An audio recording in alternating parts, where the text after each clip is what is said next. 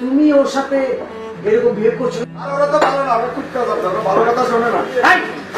চুপ করবি, একদম চুপ।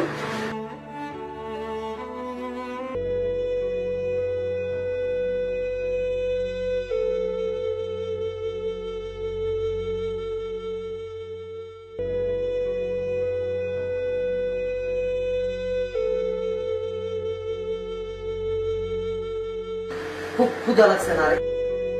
আচ্ছা, তুই তো অনেক বড় হইছ, কোনো কাজ কাম করস না কেন?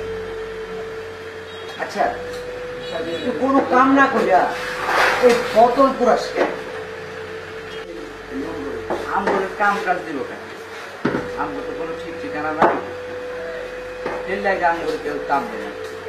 কাম দিতে যদি সব কিছু চুরি দেবেন পালা যায়। আচ্ছা, তোর নামটা কি রে?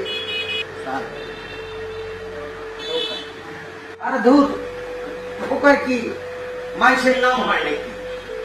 হয় না, তবে আমার তো মানুষ না, আমার বাবা ঠিক ঠিকানা নাই, তার পাগলা বলে ঢুকাই করে। আচ্ছা স্যার, বুঝতে পারেন টোকারে যদি মানুষ না হয় করতে চাইছি না, বলতে পারেন? রোজা রাখো, শের কি ভাত খাইছ? আর খবর মানতেছি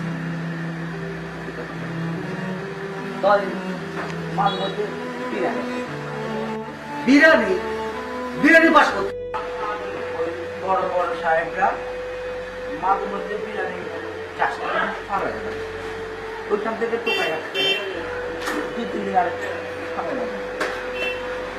আচ্ছা স্যার, এমন করে বলে আসেন যেমন ক্ষুধা লাগে না,